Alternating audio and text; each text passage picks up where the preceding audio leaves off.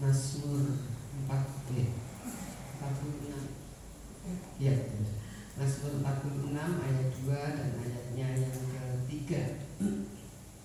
Yuk sama-sama 2, 3.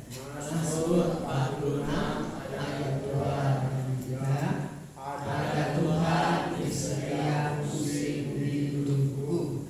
Mari saudara kita diri bersama kita. 2, 3. Aku percaya Alkitab adalah firman Tuhan.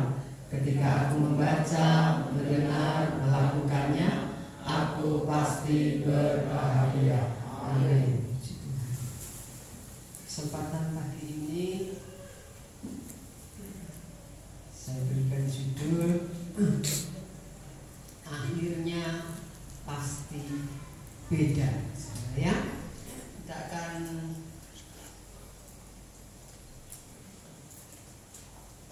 akhirnya pasti beda. Judulnya itu, saudara buka Maleakhi pasal 3. Kalau buka Maleakhi, saudara buka Matius. Nah, sebelahnya itu Maleakhi, supaya catatnya susah-susah. Maleakhi pasal 3 ayat 13 dan ayat 14. Saudara beri tanda atau kasih pita ya, supaya nanti, karena saya akan ajak buka lagi ayat-ayat itu. Maleakhi pasal 3 ayat 13 dan ayat yang ke-14. Saya harap semua ikut baca ya. Maleakhi 3 ayat 13 dan ayat 14.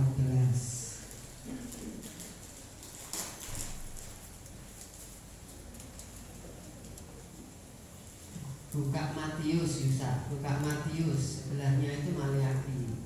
Ya, buka Matius, sebelahnya Maleakhi, sebelah kirinya itu Maleakhi, saudara.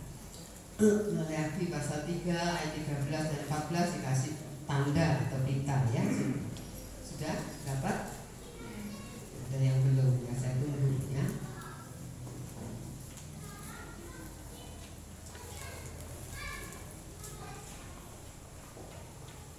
Yuk, sama-sama kita semua ikut baca, nggak ada yang diam, saudara. Yuk, 2, 3. Bicaramu kurang ajar tentang aku, firman Tuhan. Tetapi kamu berkata, apakah kami bicarakan di antara kami tentang engkau? Kamu berkata, adalah sia-sia beribadah kepada Allah. Apakah untungnya kita memelihara apa yang harus dilakukan terhadapnya dan berjalan dengan pakaian berkabung di hadapan Tuhan semesta alam? Saudara, ini perkataan yang tidak bagus ya. Dikatakan ini Tuhan menegur mereka, dikatakan bicaramu kurang ajar tentang aku, tentang Tuhan maksudnya ya. Dikatakan, tapi kamu berkata, apa yang kami bicarakan tentang engkau, kok kamu mengatakan kami ini kurang ajar, gitulah ya, kalau mau dijelaskan ya. Nah, kemudian ayat 14 katakan, kamu berkata sia-sia beribadah kepada Allah. Apa untungnya sih ibadah kepada Allah? Apa untungnya memelihara apa yang harus dilakukan terhadap Tuhan, gitu ya. Dikatakan, dan berjalan dengan pakaian berkabung di hadapan Tuhan semesta alam. Tentu saja saudara, kita jangan meniru apa yang mereka ucapkan ini kepada Tuhan. Ya, saya akan mengajak belajar saudara beberapa poin yang ada ya. Saudara, yang pertama ya, ayat 13a katakan bicaramu kurang ajar tentang aku, tentang Tuhan, saudara ya. Saya lihat di terjemahan lain, saudara, kamu itu loh menghina Tuhan, ya. Kamu itu loh ngomong kurang ajar sama aku, berani kurang ajar, gitu ya. Saudara, rupanya sejak zaman dulu, ini kan perjanjian lama, sejak zaman dulu orang-orang itu sudah ada yang kurang ajar sama Tuhan. Bukan cuma kurang ajar sama manusia, ternyata manusia itu juga bisa kurang ajar sama Tuhan, saudara ya. Dialah ini nanti, makanya tidak boleh dicontoh ya saudara. Nah, sikap yang tidak baik ini jangan sampai ada di antara kita ya. Menghina Tuhan, kurang ajar kepada Tuhan. Saya memberikan contoh, saudara, tidak banyak-banyak. Sikap orang itu kurang ajar kepada Tuhan. Sikap yang bagaimana orang itu kurang ajar kepada Tuhan, atau perkataan yang bagaimana yang menunjukkan bahwa orang itu kurang ajar kepada Tuhan. Ya, saudara, saya akan memberikan contoh, saudara. Yang pertama, saudara, menganggap Tuhan itu jahat. Ada nggak kira-kira orang yang menganggap Tuhan itu jahat? Ada nggak? Ada, saudara, yang ada. Semoga nggak ada di antara kita. Menganggap Tuhan itu jahat. Kapan orang itu seringkali berkata bahwa Tuhan itu jahat? Ketika Tuhan tidak memenuhi apa yang diinginkan. Ya, manusia itu kan punya pengharapan. Ketika pengharapannya mungkin didoakan dan tidak terjadi seperti apa yang dia harapkan, maka dia kecewa kepada Tuhan dan dia mulai berkata Tuhan itu tidak baik, Tuhan itu jahat sama aku. Nah, saudara, nah jadi kita belajar seperti anak-anak, seperti seringkali saya katakan anak-anak, saudara, seringkali ketika dia minta sesuatu, kita tidak luluskan permintaannya. Pernah enggak saudara dengar bilang papa itu jahat, mama jahat, mama pelit, papa pelit? Pernah enggak? Anak itu ngamuk, marah kepada kita. Pasti pernah, saudara ya. Pasti pernah. Entah marahnya parah, entah tidak. Tetapi ada anak-anak itu yang ketika keinginannya tidak dipenuhi, maka dia marah. Nah, orang Kristen juga ada yang seperti itu. Ketika apa yang dia inginkan tidak terwujud, tidak tercapai, tidak terpenuhi, dia berkata Tuhan itu tidak baik, Tuhan itu jahat sama saya. Kalau dia kan tolong, Tuhan tolong, kok saya enggak? Nah, saudara, nah jadi kita melihat, padahal kita tahu kita sebagai orang tua, ya, ketika anak minta sesuatu kita tidak penuhi, itu kita punya alasan. Betul? Kita punya alasan. Misalnya anak masih umur 15 ya, atau SD, memang dia bisa naik motor. Tapi kita tidak mau beli motor. Enggak, kamu belum cukup umur gitu ya. Enggak, kamu pun melanggar gitu. Nanti kalau sudah usiamu 17, tak beli motor. Kamu belajar sekarang is okay gitu ya. Supaya nanti waktu umur 17 kamu bisa ya. Nah, saudara, jadi kita melihat banyak orang kadang-kadang berpikir bahwa Tuhan itu tidak baik. Padahal Tuhan itu punya alasan supaya saudara dan saya tidak celaka. Kalau kita sama anak-anak sama, supaya tidak celaka, supaya tidak sakit gitu ya. Tidak mengalami sesuatu yang tidak baik, maka kita tidak memberikan apa yang dia inginkan. Meskipun mungkin dia merengek, meskipun dia mungkin nangis, saudara ya. Nah, banyak kali orang kadang-kadang berpikir, ada orang yang berpikir, ngapain aku setia? Ngapain aku berbuat baik? Kemudian mulai melihat mereka nggak baik, mereka nggak setia, tapi sukses. Ya kan? Saudara, sebetulnya orang-orang yang seperti itu, kalau tuh itu orang Kristen, lihat orang-orang yang memang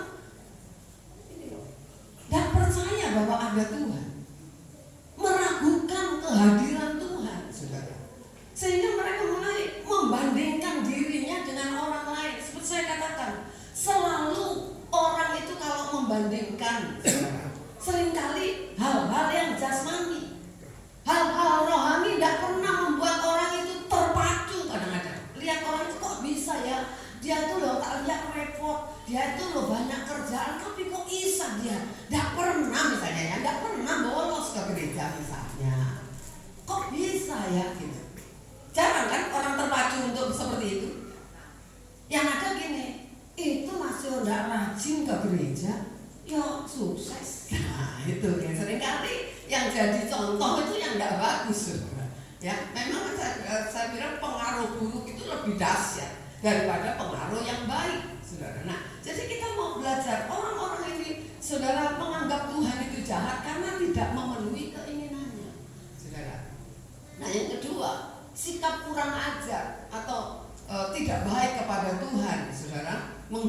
Tuhan ketika seseorang itu tidak menghormati Tuhan.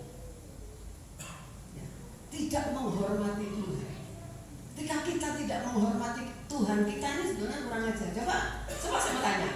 Ketika anak-anak tidak hormat orang tua, apa saudara bilang? Ya kurang ajar kan? Betul nggak? Kurang ajar. Itu anak kurang ajar. Mau anak saudara bukan anak saudara, kalau nggak tahu aturan itu kurang ajar. Tidak hormat, ya. Ada orang tua duduk di bawah, mah dia lewat aja, ya pikir oh nggak apa-apa, itu kan papaku sendiri. Itu nggak bagus, saudara ya. Itu namanya kurang ajar. Ya bilang permisi pak lewat gitu ya, saudara. Nah jadi kita melihat ini coba tidak menghormati Tuhan. Saya ajak buka Maleakhi pasal 1 ayat yang ke-8.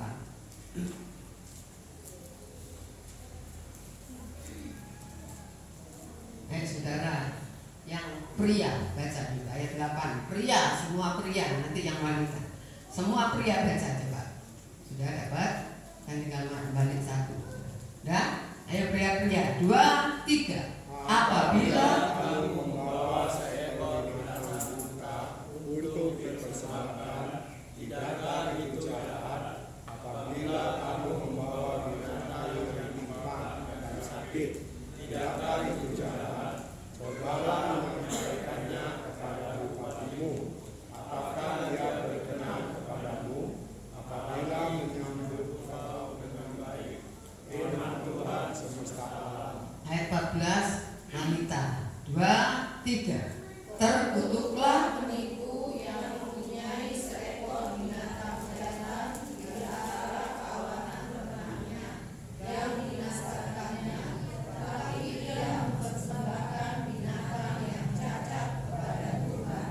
Sebab aku ini Raja yang besar, firman Tuhan semesta alam, dan namaku ditakuti di antara bangsa-bangsa.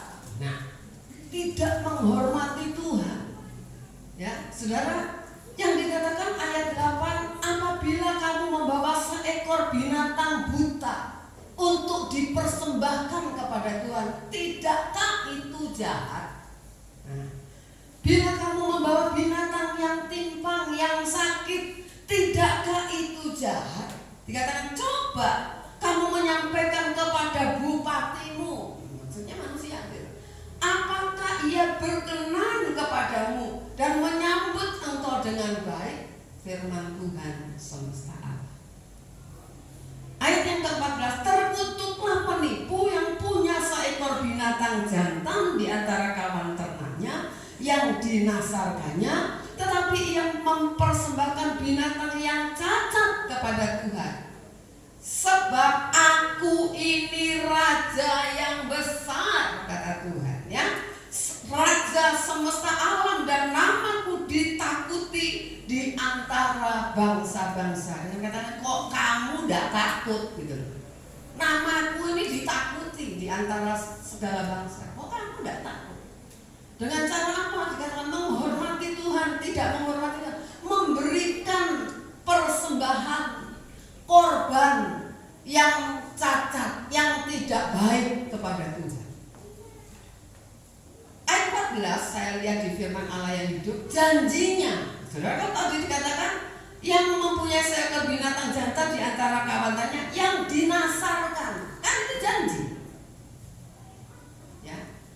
Tetapi janji memberi yang terbaik, tapi ketika sudah mendapat jawaban Tuhan, yang dipersembahkan yang cacat. Misalnya saya kasih contoh, nggak tahu sini ada yang nggak ternak sapi atau punya sapi, misalnya, kan seringkali orang mungkin begini, Tuhan, nek sapiku ini nanti lahir no laki, nggak tahu, saya nggak tahu laki sama cewek mahal mana sapi? Hah? Mahal yang mana? Oh yang cowok ya, betul ya. Nah ya kan berarti nek cowok Tuhan, pokoknya tak persembahkan kepada Tuhan. Ya, gitu ya. Entah dijual uangnya dikasih bagi pekerjaan Tuhan, entah makan bersama-sama teman segereja. Nggak tahu lah, pokoknya janjinya saya nggak ngerti. Nah, ketika sapinya benar-benar ngandung, seneng ya. Kan nggak ada di USG ya, kalau sapi ya nggak ada, kan ya dibawa ke bidan di USG lagi ya. Eman ya gitu. Saudara, bisa gitu enggak orang? Bisa. Eman ya. Nantilah punya anak lagi kedua Tuhan. Yang penting kan nasarnya tak bayar. Halo? Yang penting kan nasarnya tak bayar. Tapi tidak sesuai dengan apa yang dijanjikan. Sapi anak pertama. Nanti anak berikutnya aku butuh duit. Tuhan kan pengertian gitu. Kita membela diri kita dengan cara-cara kita sendiri. Ya, saudara. Padahal kalau janji sama yang tukang angon sapi, ada perjanjian ya. Kita punya sapi, ada yang pelihara, kasih makan, saya tidak ngerti. Anak pertama punya pemilik sapi atau yang memelihara, saya tidak ngerti itu aturannya. Ya saudara mungkin lebih ngerti. Manapun ya. Kalau misalnya jadi punyanya yang pelihara dulu, saudara berani ambil? Halo? Berani ingkarin janji? Oh bisa dibunuh kita punya sapi, diracun, betul ya? Tahu-tahu dibilang sakit aja, diracun dikit-dikit aja. Saudara, itu manusia aja udah marah, saudara. Lah Tuhan itu kadang-kadang tuh manusia aja tidak mau dipermainkan, apalagi Tuhan. Jangan kita mempermainkan Tuhan. Kalau saudara janji sesuatu kepada Tuhan, tepati. Ya, saya tidak bicara tentang nasar, tapi dikatakan nasar itu akan menjadi dosa bagi kita kalau kita tidak tepati. Jadi kalau kita berjanji memberikan yang terbaik, ayo berikan juga yang terbaik. Saudara membawa persembahan, jangan berpikir ini yang penting kan ngasih. Bukan gitu. Kita sebagai orang tua coba anak apa tidak kurang ajar setelah makan gitu. Pak itu saya ada dagingnya sih titik-titik yang nempel di tulang. Saudara marah nggak? Ya. Kita marah, apalagi kalau itu selalu dia lakukan gitu. Ya dia tidak hormat orang tua. Harusnya ketika dia beli, ayo Pak ini loh, akan Papa mau apa? Ayam goreng mana nih?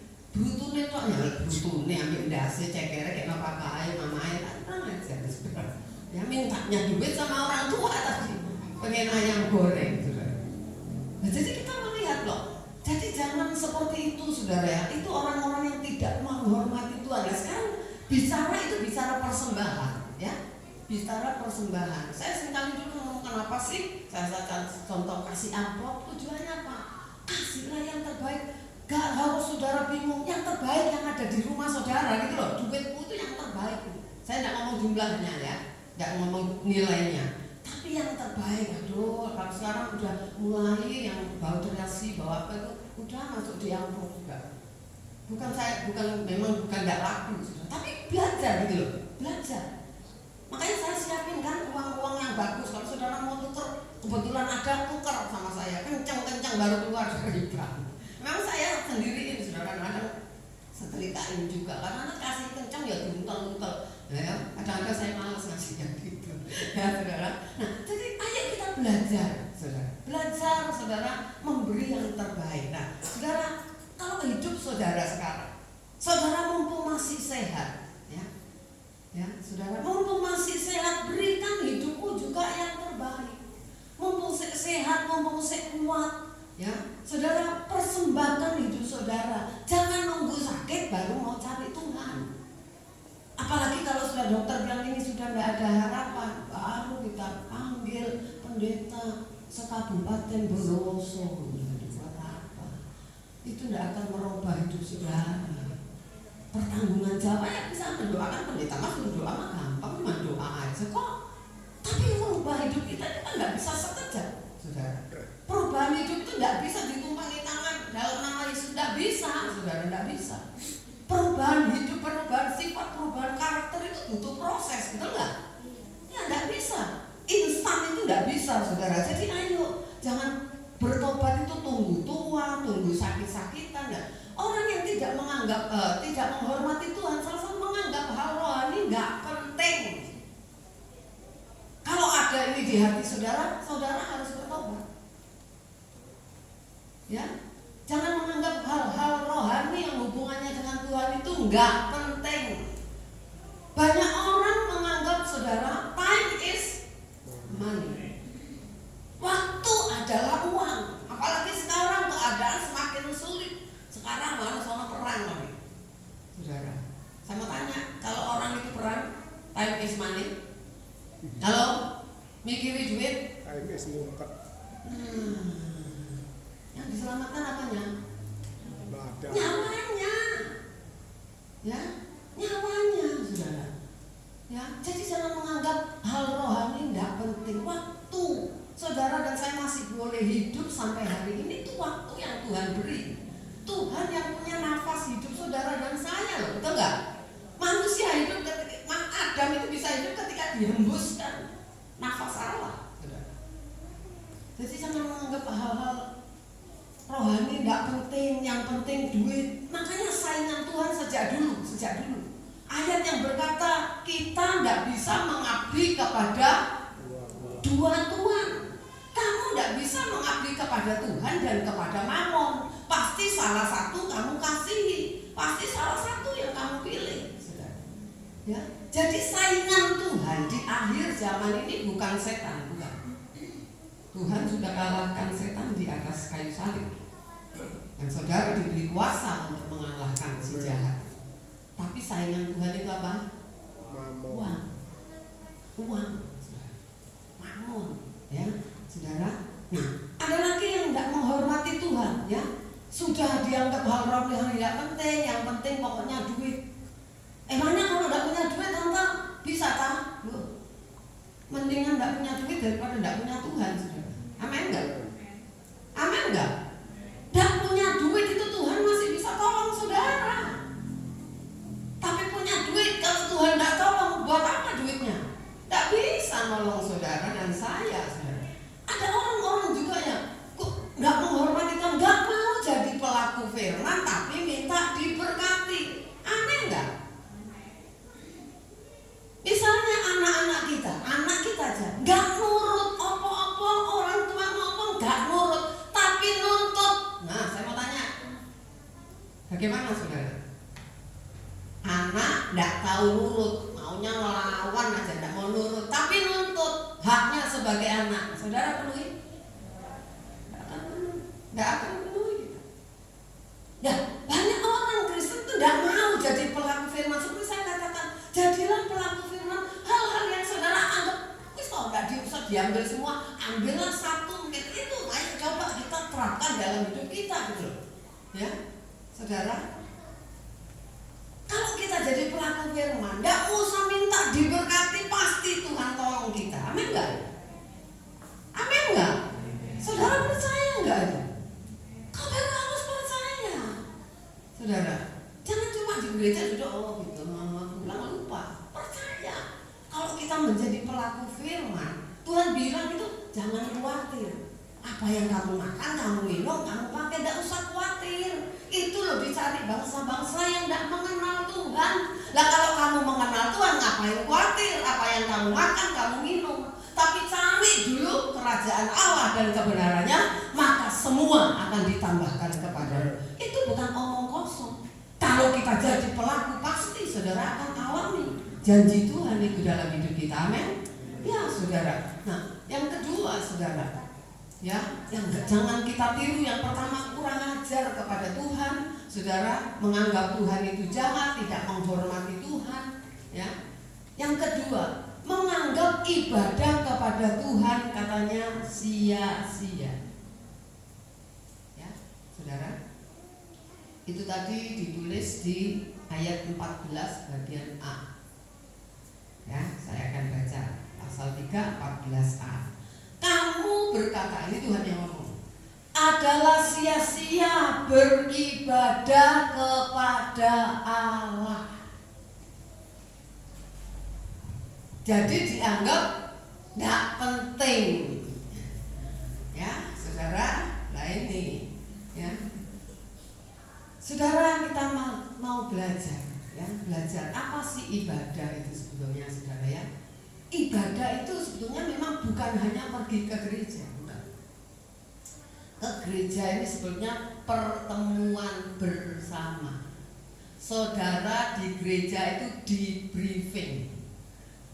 Ya, saudara. Ibadah itu memang bukan hanya pergi ke gereja, saudara.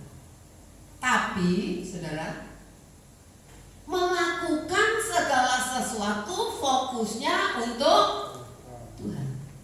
Saudara bekerja fokusnya saya mau memuliakan Tuhan. Kalau saudara jadi bos yang baik gitu. Yang berbeda dengan orang yang di luar Tuhan. Terhadap anak buah, saudara ya. Saudara jadi orang yang murah hati, misalnya beda dengan bos-bos lain. Sebagai pegawai, saudara juga orang Kristen. Apalagi kalau bosnya Kristen, tunjukkan saudara pegawai yang berbeda dengan yang non-Kristen, gitu loh. Itu ibadah, saudara. Sebagai suami, tunjukkan suami, saudara suami yang menunjukkan Tuhan, fokusnya Tuhan. Saya mengasihi istri, saya mengasihi suami karena Tuhan. Masih membencekno ya karena Tuhan, ya sudah, gitu loh. Istilahnya gitu kan ya, ya nggak bisa diganti, saudara ya. Gak bisa tukar tambah. Nah, saudara ya. Jadi kita lihat mereka menganggap ibadah kepada Tuhan itu sia-sia. Karena apa? Ya karena fokusnya bukan Tuhan. Saudara datang ibadah fokusnya harus Tuhan. Bukan karena sungkan kalau ditanyain mana minggu lalu. Oh, bukan. Saudara ibadah karena saudara mau mencari Tuhan, mau menyenangkan Tuhan. Salah satunya ke gereja. Salah satunya ibadah itu sebenarnya seluruh dari bangun pagi sampai tidur itu ibadah.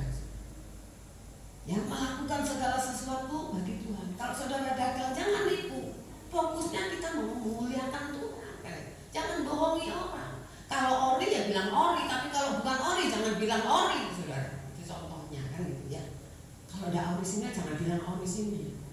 Itu contoh-contoh. Kita fokusnya itu untuk Tuhan. Jangan sampai nama Tuhan dicela karena apa yang kita lakukan. Ya, jangan nimbang-nimbang nggak sesuai timbangannya berat sebelah. Saudara, ada juga yang nimbang kecepatan tangan. Padahal belum, saudara. Iku ngurus aja nih lebih kalau mau pelan-pelan ya, saudara. Tapi karena sudah ahli kan kecepatan tangan. Halo. Saya lihat di pasar-pasar jarang orang itu berani naruh timbelnya di bawah, jarang. Mau dodol apa jarang. Selalu ada timbel di atas timbangan. Nanti kalau mau orang beli yang di bawah ditaruh dulu baru ini diambil. Ya benda. Saudara yang ke pasar gitu kan ya, jarang diambil gini terus diganti, jarang. Oh, ya. Kita nggak boleh seperti itu, ya. Saudara, coba kita baca ini ayat yang nggak asing. Ya, Maleakinya jangan dia kasih tanda. Kolose pasalnya yang ketiga,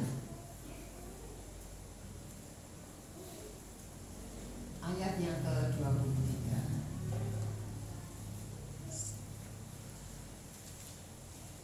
Ini ayat pendukungnya ya. Kolose pasal 3 ayat 23.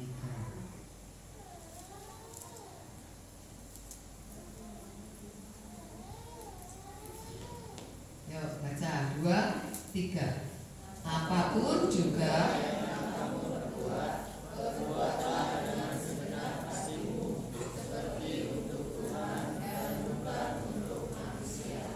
apapun berarti segala sesuatu yang kita perbuat, ya, baik ketika kita ada di gereja, di luar gereja, semuanya dikatakan ayo kita mau pakai itu berbuat untuk Tuhan, seperti untuk Tuhan, bukan untuk manusia. Ya, saudara, ya kita perlu belajar, saudara. Kalau kita melakukan sesuatu untuk Tuhan, tidak ada yang sia-sia. Saya enggak? Ya, tidak ada yang sia-sia, saudara. Kalau kita melakukan sesuatu untuk Tuhan, itu tidak ada yang sia-sia. Sorry. Ya, tidak ada yang sia-sia, saudara. Coba saya kasih contoh.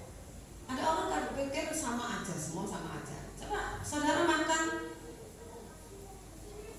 merasa sia-sia enggak? Tidak ada kan orang gini, lah buat apa makan nanti ya lapar lagi. Itu ada? Buat apa mandi? Ya nanti ya kotor lagi, mandi lagi. Mendingan nanti lah, sudah tahu kapan lah mandi gitu ya. Saudara bersih-bersih rumah, tidak ada kan yang sia-sia bagi saudara. Toh harus lakukan lagi, ulangi lagi, saudara. Nah, saudara kita melihat, lah kalau kita melihat hal ini, saudara,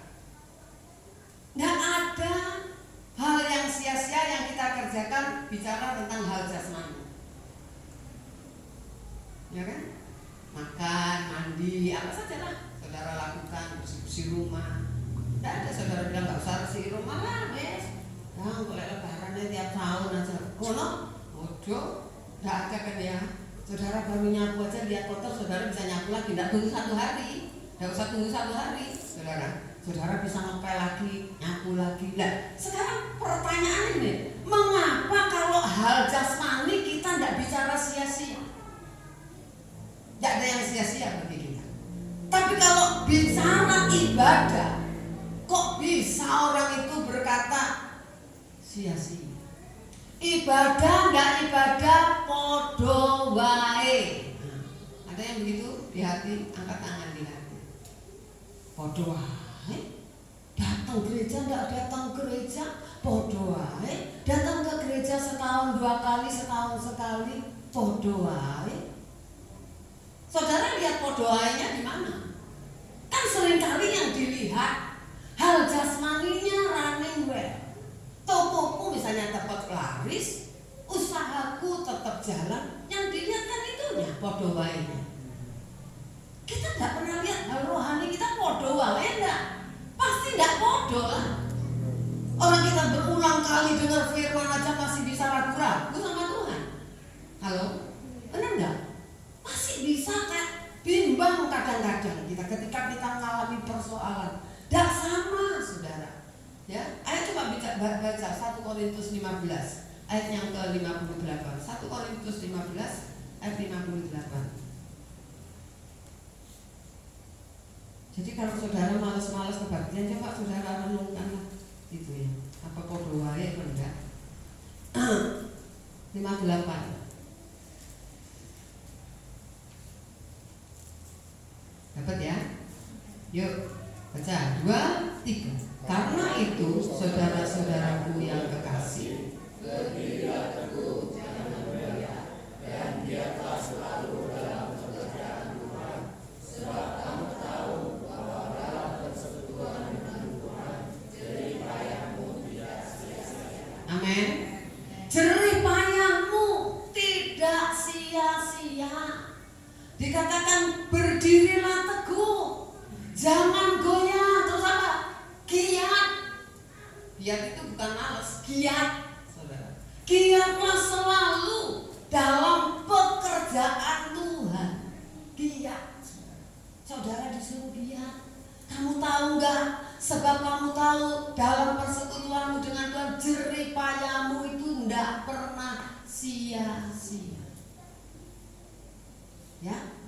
Sekarang hal yang ketiga yang tidak boleh kita tiru dari orang-orang yang ada di Maleakhi. Saudara buka lagi itu Maleakhi pasal 3 ayat 14 bagian B. Yang tadi kan kamu berkata adalah sia-sia beribadah kepada Allah. Yang bagian B, apakah untungnya kita memelihara apa yang harus dilakukan terhadapnya dan berjalan dengan pakaian berkabung di hadapan Tuhan semesta alam? Apa untungnya? Apa sih untungnya? Apa sih untungnya jadi pelaku firman? Apa sih untungnya? Kan itu saudara. Ini orang yang hitung-hitungan sama Tuhan saudara. Ya, hitung-hitungan. Apa sih untungnya berkorban misalnya? Apa sih untungnya memberi? Kalau hubungan kita hitung-hitungan sama Tuhan, saudara,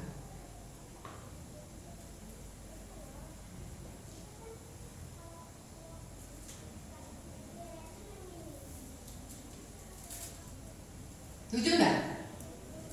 Hubungan kita dengan Tuhan tidak didasarkan untung dan rugi, tapi kepada kasih.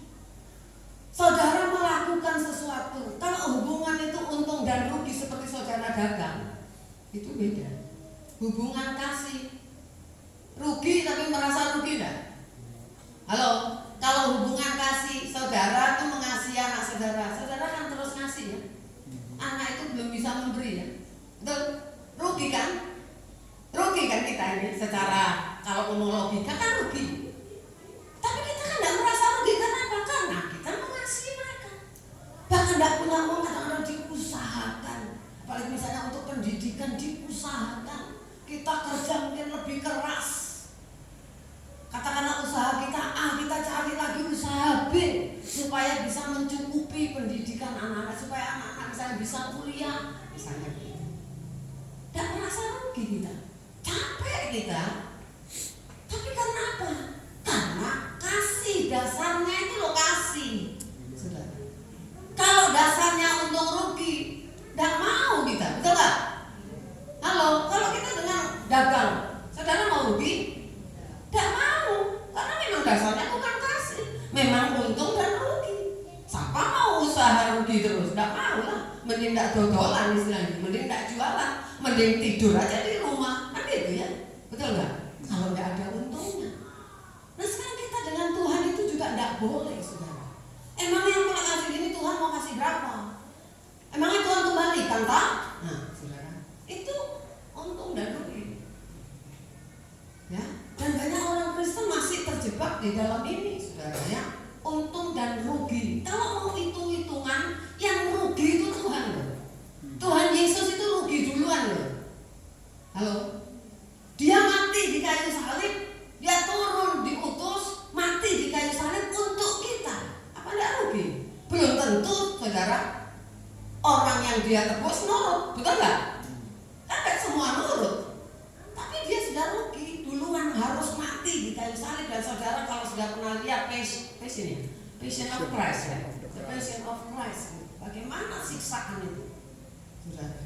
Sampai dikatakan dagingnya aja copot-copot bececeran karena cambuknya itu ada besi, ya, duri besi ini. Begitu dicambuknya nyantol, ditarik, saudara. Ya, katakan 40 kali dia dicambuk dengan baik, ditambah saya lupa ininya berapa, 5 atau 7, ya, besinya yang nyangkut ke tubuhnya. Makanya saya katakan rupanya sampai nggak bisa dikenali, saking siksaannya begitu berat, saudara. Mungkin Tuhan, saudara. Nah sekarang kita belajar, saudara ya. Coba kita baca ini ya, 1 Korintus 13 ayatnya yang ke-3. 1 Korintus 13 ayat yang ke-3.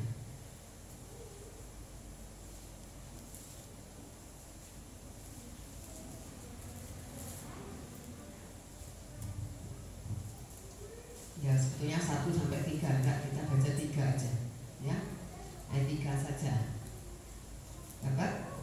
Ayo baca 2, 3. Sekalipun aku memberikan segala sesuatu yang ada padaku, bahkan menyerahkan tubuhku untuk dirawat, tapi jika aku tidak mempunyai kasih, sedikit pun tidak ada faedahnya bagiku. Nah, apapun yang kita lakukan ini loh, sekalipun aku membagi-bagikan segala sesuatu, bukan cuma satu, segala sesuatu katanya, kepada banyak orang, tapi kalau tidak ada kasih, dasarnya nol, tidak ada nilainya. Bahkan dikatakan kalau aku bersedia menyerahkan tubuhku untuk dibakar sekalipun, kalau tanpa kasih nol. Ya. Jadi dasarnya itu harus kasih. Di Korintus dikatakan ya, saudara, ada iman, ada harap, ada kasih. Tapi yang terbesar adalah kasih. Ayat berkata kasih itu tidak berkesudahan. Ya, saudara, makanya kita belajar, saudara. Ya, kasih, saudara, ke gereja harus dasarnya kasih. Ya. Semua yang saudara lakukan harus dasarnya kasih, saudara. Apapun pelayanan, apapun yang saudara lakukan harus dasarnya kasih. Kalau enggak ada nilainya di hadapan Tuhan. Nol. Mungkin saudara dapat pujian dari orang, bisa, ya. Orang senang dengan saudara, bisa. Tetapi di hadapan Tuhan enggak ada apa-apanya. Makanya saya kurang suka sebetulnya kalau orang itu memberi terus dipost di medsos. Itu upahnya dari Tuhan hilang.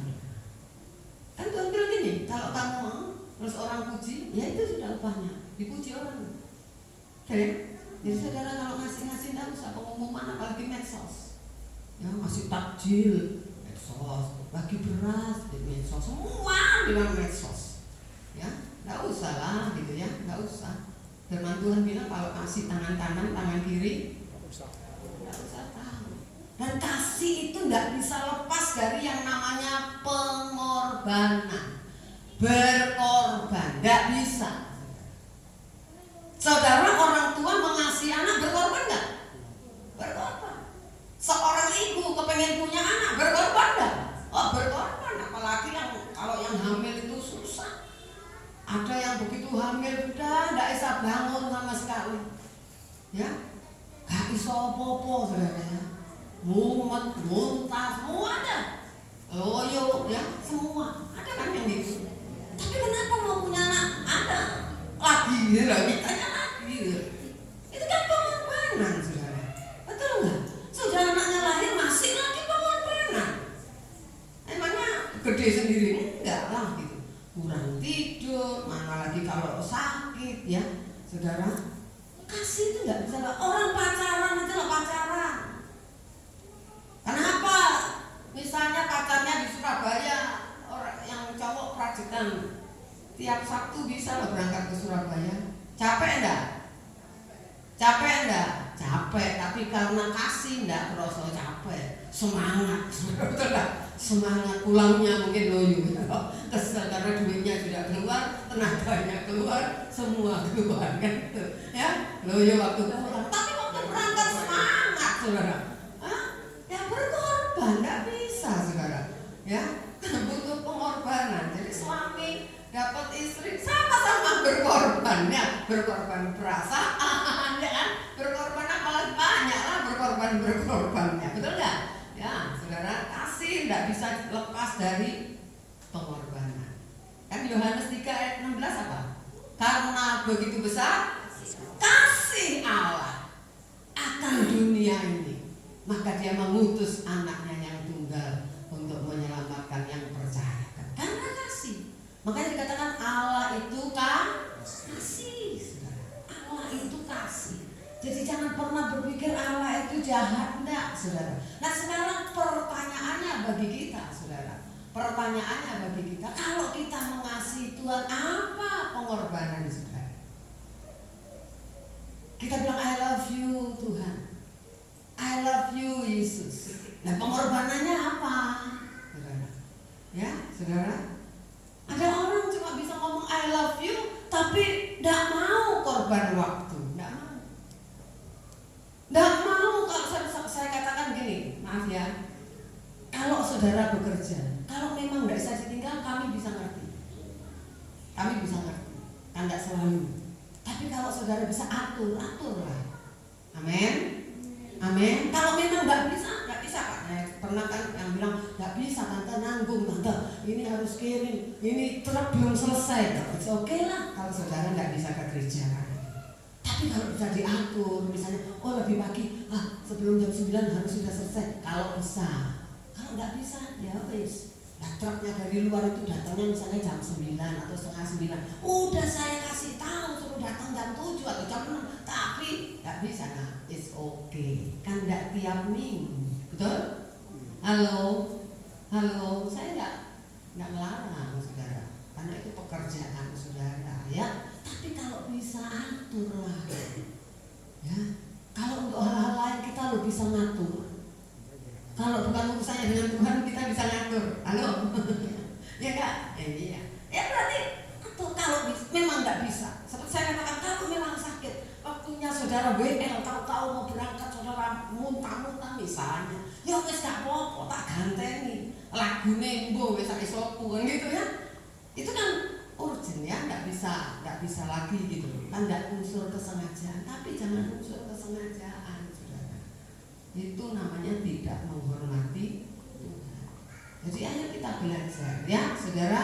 Jadi apa pengorbanan? Jangan waktu, terus apa tenaga, nggak mau, saudara. Nah ini yang ngepel-ngepel ini juga termasuk korban tenaga kan ya, saudara. Pakailah kasih. Pokoknya kalau nggak pakai kasih itu nggak bisa, saudara melayani. Kalau bukan kasih nggak bisa, saudara. Ya seenak dewe. Ya, seperti saya katakan, orang kalau cinta, kalau punya kasih, itu bisa loh mengalahkan semua. Halo, termasuk orang tua. Iya apa ya? Ma, pa, saya kawin aku, bukan mama sama papa. Mama papa gak seneng karmu, saya kawin aku. Aku udah mau kawin pilihannya mama papa, bisa gitu kan? Halo, bisa nggak? Bisa. Bisa mengalahkan segalanya, saudara, namanya kasih. Ya, jadi ayo kita belajar ya. Bukan, jadi belajarlah saudara, apalagi berkorban uang juga harus gak boleh hitung-hitungan. Yang aku ngasih sini berapa Tuhan kembalikan? Apa 30 kali, 60, 100? Nah, kok enak saudara? Gak ada itu sebetulnya. Nanti kapan-kapan saya khotbah, jangan dagang dengan Tuhan. Ya, saudara, gak boleh kita berdagang dengan Tuhan. Jangan kita melemparkan umpan kecil, sak tekek, kita maunya dapat paus. Enggak, saudara ya. Beri dengan kasih itu, orang memberi dengan kasih tidak mengharapkan imbalan. Setuju gak? Setuju gak? Gak ada gini, misalnya nih cowok nih mau kasih, aduh ulang tahun kasih hadiah HP misalnya, oh terbaru. Gak mungkin gini, kamu tak kasih HP tapi besok lali. Aku di tanggal ini ulang tahun. Ya paling enggak ya sama harganya. Yuk, ada yang gitu? Oh pecat aja, jangan jadi apalagi jadi suami, jadi pecat aja udah langsung. Balik no HP ini mulai kok ya. Saudara langsung pecat aja saudara ya. Jadi kita ayo belajar ya. Jangan hanya bisa mengasihi Tuhan tapi tidak ada yang mau kita korbankan. Ya, saudara. Ayo ayat yang terakhir nih. Ayo Matius 3 ayat 18.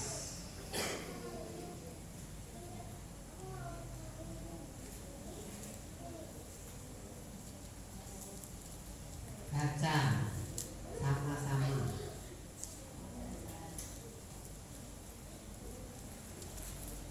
Ya. Dapat ya? Ya, yuk 2, 3. Maka kamu akan kembali perbedaan antara orang benar dan orang fasik, antara orang yang beribadah kepada Allah dan orang yang tidak beribadah kepada Allah. mau tanya, beda apa enggak? Beda apa enggak? Beda. Bukan saya yang ngomong. Pada akhir kehidupan nanti saudara akan melihat bedanya kalau orang itu hidup benar dengan orang yang hidupnya fasik.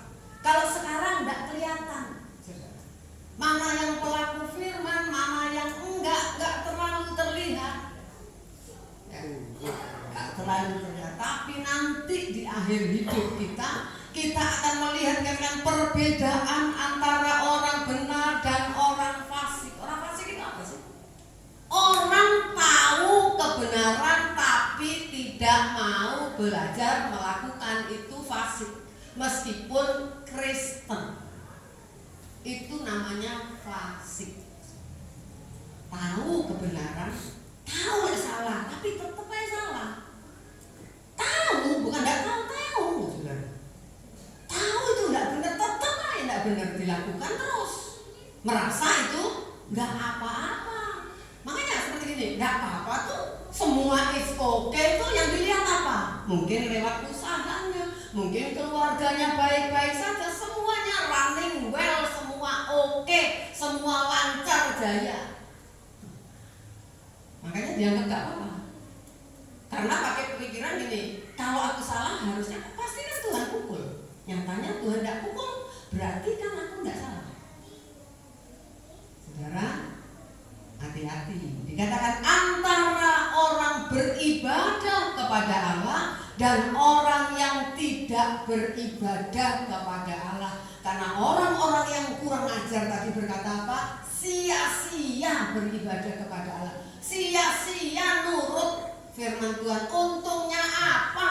Nah, Tuhan berkata nanti satu kali kamu akan melihat bedanya. Bahayanya, bedanya kita baru tahu ketika kita akhir kehidupan kita. Kita pikir kita masuk surga, tidak taunya masuk ke tempat yang lain. Itu yang celaka kita. Mulai sekarang makanya kita harus belajar apa